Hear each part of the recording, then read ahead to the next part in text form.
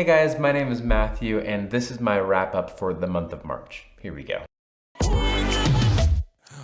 Okay, so I'm going to give you the books that I read this month in the order I read them, starting with this book, Magisterium.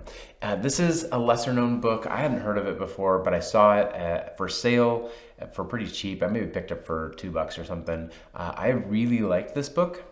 I think there are a couple things Hirsch did well. First of all, his plot, his storyline, kind of the idea behind this world, it was all really well imagined, really well fleshed out. I enjoyed that immensely. It was really, really well done as far as the details, the plot. You could tell he worked a lot on it.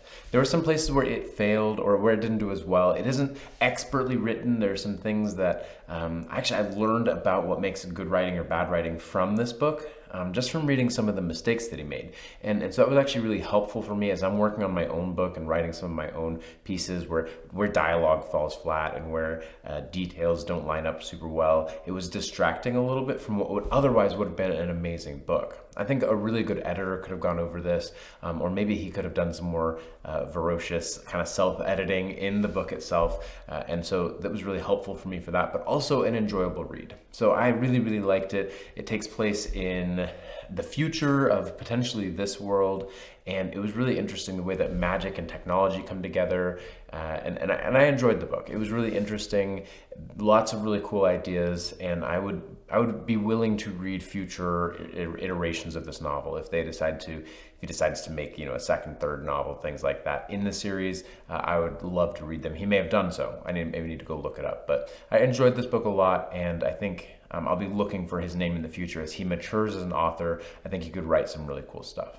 Next book I read is Freakonomics. I listened to a little bit of this book like 4 or 5 years ago or something, an audiobook. I was sitting in someone else's car and they happened to be listening to it. And so I listened to it and it really piqued my interest. I've been meaning to read it ever since, and I saw this book at a Goodwill, picked it up for like 12 cents at one of those Goodwill outlet stores.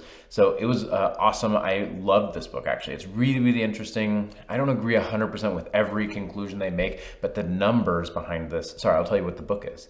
The book is a book about numbers. It's written by an economist, if you're a number nerd at all, even a little bit. You don't have to be a super number nerd, but if you even enjoy it a little bit, this book is really well written. It's interesting. It goes over lots of different aspects of society and raising kids and crime rates and random things, and then really addresses the numbers behind them. So you get a new perspective on a lot of things that you may already have opinions on. And I enjoyed the book a lot. I really, really liked it. And I think that the authors just did a great job of trying their best to be objective in looking at the numbers and drawing conclusions based on numbers. So if you're even a little bit of a number nerd, you'll love Freakonomics. I think it's just really well done. And like I said, audiobook is also a good option if you are not a big reader, if you don't love the reading side of books like that as much. I read Beyond Order, which is Jordan B. Peterson's new book. I actually put up a review for that already, so if you want to go check that out, it's a well done book. I enjoyed reading it. It's very similar to his first book, but I think he did a better job in the second book. They're standalone, so if you were to pick one book, you say, I want to read a Jordan Peterson book, this is the one to pick up. I think it's well done, well written, and like I said, my review is there. I read a book by John Piper. I'm a fan of his. This one is, let's see if I can remember.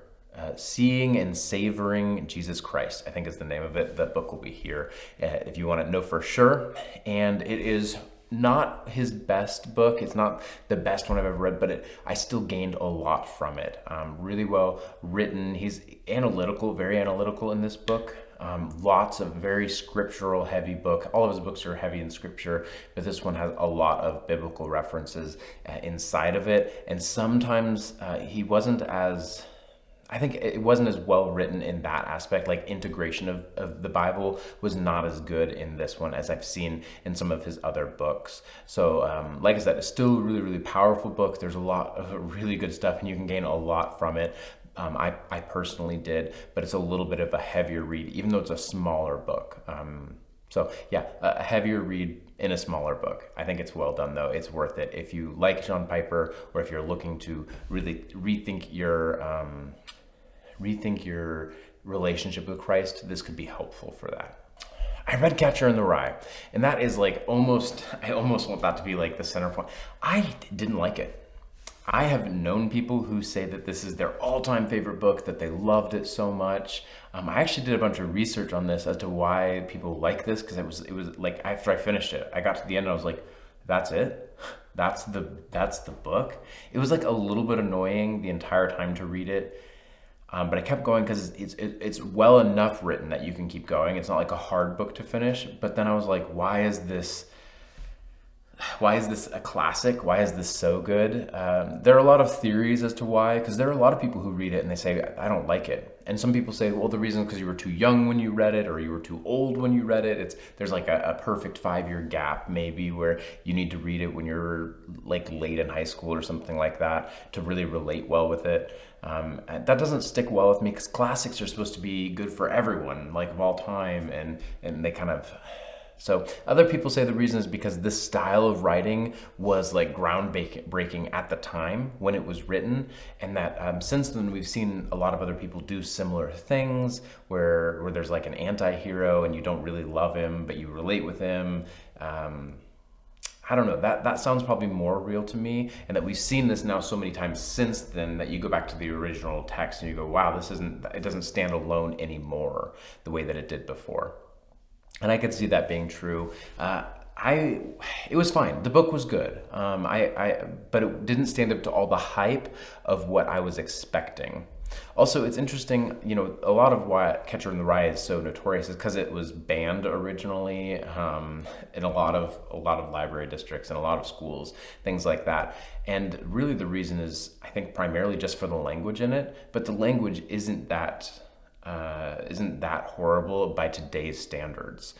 So, you know, we read books nowadays that have a lot worse language in this, and definitely movies and things like that. And there's some certain words that are repeated over and over and over again. And there's a little bit of sexual content, but it's really, like I said, by today's standards, it's not as bad as, you know, maybe we've become desensitized to some of that. And so, you know, the idea of banning this book today, I think, seems a little bit silly to most modern readers, or it certainly would to me, to think about banning this when there's a lot of other content out there that, to me at least, seems a lot worse. So, Catcher in the Rye, overall, for me, it was a letdown, but it did lead into some research. There's a lot. I may actually make a standalone video for it sometime, especially if there's a couple other classics that I find that are similar. So, that's my daughter making harmonica noises.